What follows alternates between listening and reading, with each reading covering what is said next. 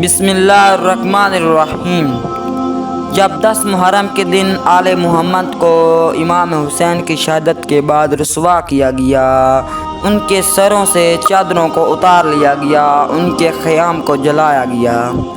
تاریخ نے یہ لکھا کہ امام حسین کی 4 سالہ بچی بی بی سکینہ کو شمر تماچے مارتا رہا، ان کے کانوں سے بالیوں کو چھین لیتا ہے۔ بی بی سکینہ کبھی دریائے فرات کی طرف جاتی ہے کہ اے چاچا میری مدد کریں، اور کبھی اپنے بابا حسین کو ڈھونڈتی ہے۔ بس سپاہی لوٹتے رہے، آل محمد صلی اللہ علیہ وآلہ وسلم صبر کرتی رہیں۔ اتنے میں بی بی سکینہ مقتل تک آ پہنچتی ہے، لاشوں کو ڈھونڈتی ہے، ڈھونڈتے ایک ایسی جگہ پہنچ جاتی ہے جہاں پتھر اور گوشت کے ٹکڑے پڑے ہوتے ہیں۔ گوشت کے ٹکڑے سے بی بی سکینہ کو ان کے بابا کی مہک آتی ہے۔ بی بی سکینہ ادھر ادھر دیکھتی ہے تو ان کو بابا نہیں نظر آتے۔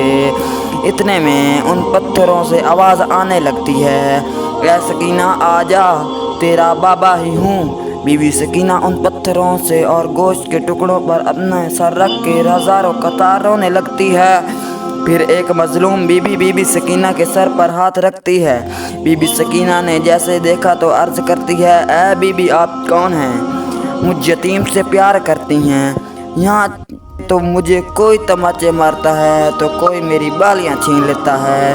بی بی سکینہ کو سینے سے لگا کر کہتی ہے، اے سکینہ میں تیری دادی فاطمہ الزہرا ہوں۔ جیسے ہی بی بی سکینہ فاطمہ الزہرا کا نام سنتی ہے تو لپٹ جاتی ہے اور کہتی ہے، اے میری دادی فاطمہ، کاش آپ کربلا میں ہوتی، دیکھتی کہ میرے بابا کو کیسے شہید کیا گیا، میرے ابا کو کیسے مارا گیا، میرے علی اکبر کے سینے کیسے پرچی لگائی گئی، میرے 6 ماہ کے بھائی معصوم علی اصغر کو کس طرح تیر مارے گئے، میرے بابا کی لاش کو مبال کیا گیا، ان کے سر کو کاٹ کے نیزے پر چڑھایا گیا۔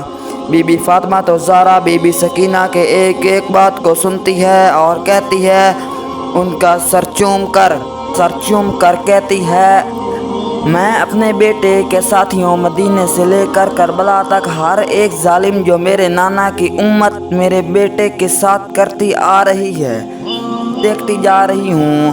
اب یہ حسین کا خون کرتا میں اللہ کے دربار میں روز محشر لے کے جاؤں گی، اللہ سے کہوں گی، اے میرے حسین کا کیا قصور تھا، اے میرے بچوں کا کیا قصور تھا۔